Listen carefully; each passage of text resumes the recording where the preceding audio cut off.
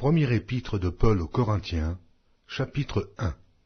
Paul, appelé à être apôtre de Jésus-Christ, par la volonté de Dieu, et le frère Sosthène, à l'Église de Dieu qui est à Corinthe, et à ceux qui ont été sanctifiés en Jésus-Christ, appelés à être saints, et à tous ceux qui invoquent en quelque lieu que ce soit le nom de notre Seigneur Jésus-Christ, leur Seigneur et le nôtre.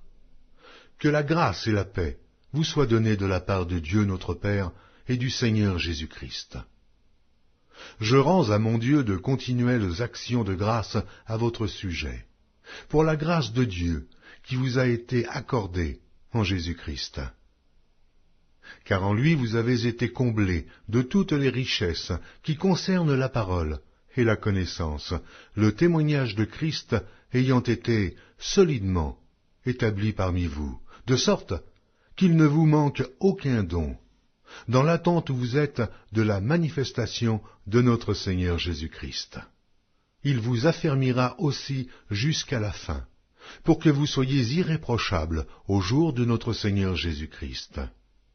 Dieu est fidèle, lui qui vous a appelés à la communion de son Fils, Jésus-Christ, notre Seigneur. Je vous exhorte, frères, par le nom de notre Seigneur Jésus-Christ, à tenir tous un même langage, et à ne point avoir de division parmi vous, mais à être parfaitement unis dans un même esprit et dans un même sentiment. Car, mes frères, j'ai appris à votre sujet, par les gens de Chloé, qu'il y a des disputes au milieu de vous.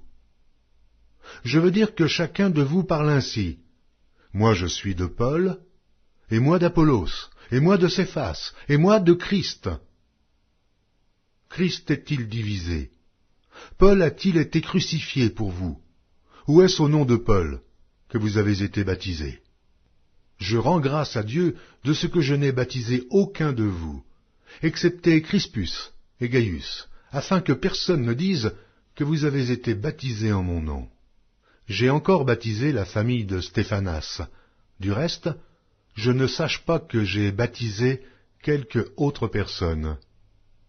Ce n'est pas pour baptiser que Christ m'a envoyé, c'est pour annoncer l'Évangile, et cela sans la sagesse du langage, afin que la croix de Christ ne soit pas rendue vaine. Car la prédication de la croix est une folie pour ceux qui périssent, mais pour nous qui sommes sauvés, elle est une puissance de Dieu. Aussi est-il écrit, je détruirai la sagesse des sages, et j'anéantirai l'intelligence des intelligents. Où est le sage? Où est le scribe? Où est le disputeur de ce siècle? Dieu n'a-t-il pas convaincu de folie la sagesse du monde? Car puisque le monde avec sa sagesse n'a point connu Dieu dans la sagesse de Dieu, il a plu à Dieu de sauver les croyants par la folie de la prédication. Les Juifs demandent des miracles, et les Grecs cherchent la sagesse. Nous prêchons Christ crucifié. Scandale pour les Juifs et folie pour les païens, mais puissance de Dieu et sagesse de Dieu pour ceux qui sont appelés tant Juifs que Grecs. Car la folie de Dieu est plus sage que les hommes, et la faiblesse de Dieu est plus forte que les hommes.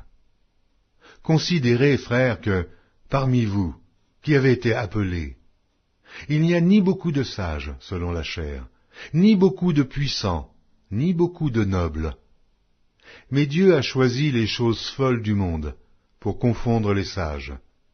Dieu a choisi les choses faibles du monde, pour confondre les fortes.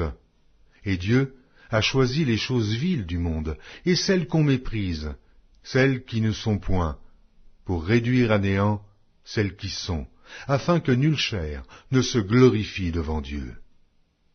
Or, c'est par lui que vous êtes en Jésus-Christ, lequel, de par Dieu, a été fait pour nous sagesse, justice et sanctification et rédemption, afin, comme il est écrit, que celui qui se glorifie dans le Seigneur.